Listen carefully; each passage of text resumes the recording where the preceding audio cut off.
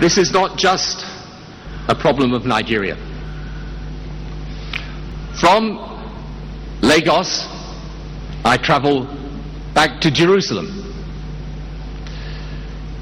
I go for my 99th visit since leaving office. Right. So, and mind you, my wife often says to me, it's not the number of visits you make, it's the progress that counts. Which I didn't think was very supportive, by the way, but nonetheless, I know what she means. And from my office there in the east part of Jerusalem,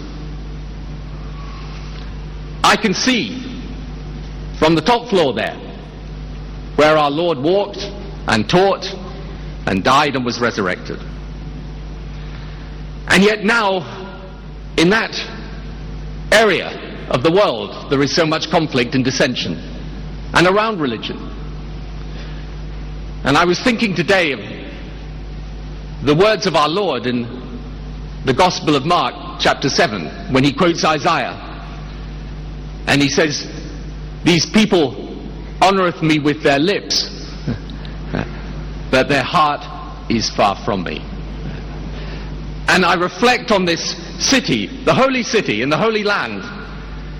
And I would love to see the day when Jerusalem was not only holy in its history and its tradition, but in the message of love and compassion and reconciliation it could send out to all people in the world.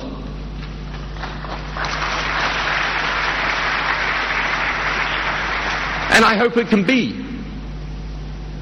But it can only be if people of different faiths learn to live with each other, learn from each other, and love each other as fellow human beings.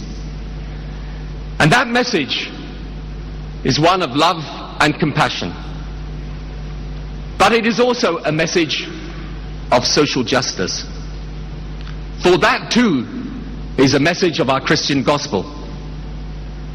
And a nation transformed is a nation where progress marches hand in hand with justice.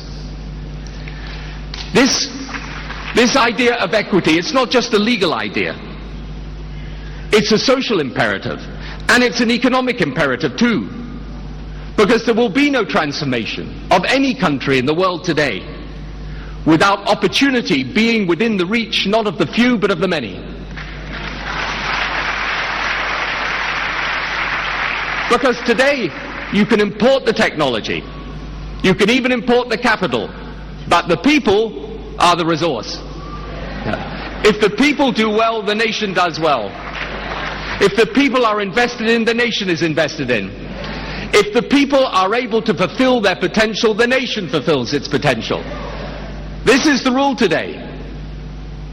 Now, doing it is hard, but we need to have that as our goal and our ambition.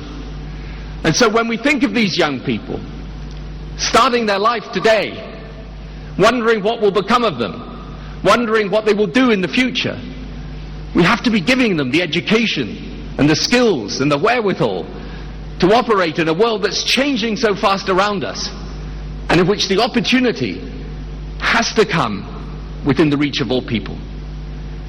So we need all of these things. We need to get things done in government. We need to have safety and security. We need to reconcile religious belief with the way society develops. We need to put the opportunity in the hands of the many and not the few. But we also need one other thing. Because as the good book says, without vision the people will perish. And that vision of a future that is better than the past, is what gives us hope. And I believe Nigeria should be hopeful today. Why? Because of its people. Nigeria won't be built by outsiders, however well-intentioned. Nigeria will be built by the strength, the intelligence, and the dedication of Nigerians. Nigeria's destiny in Nigeria's two hands. This is what will transform this nation. And if we want to see an example of hope and vision and transformation, we can look around us here today. We can look around us because building this was an extraordinary achievement and mission. But to build it, not just as a center of worship, but as a center of action, of compassion, of helping people. What an extraordinary sense of vision and hope that should give us for the future. Here it is, providing health care for those, as the good doctor just said, I think, regardless of wealth or creed or faith, for everyone. What a great expression of God's purpose. Education. Even a business center here, I think.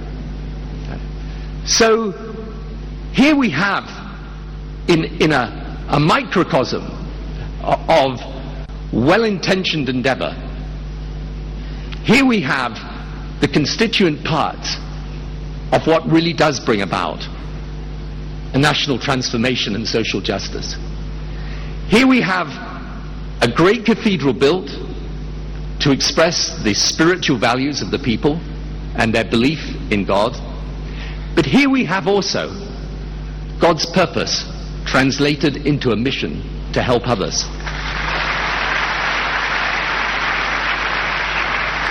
And here we have, therefore, an example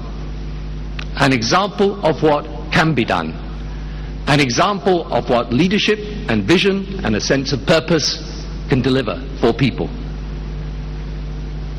Above all, we see here an example of the Nigeria that moves from a nation full of potential to a nation, a world power indeed, where potential is fulfilled at last.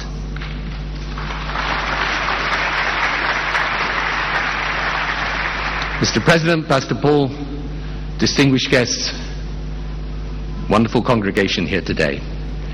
I can't tell you what an honor and a pleasure it is to be with you today.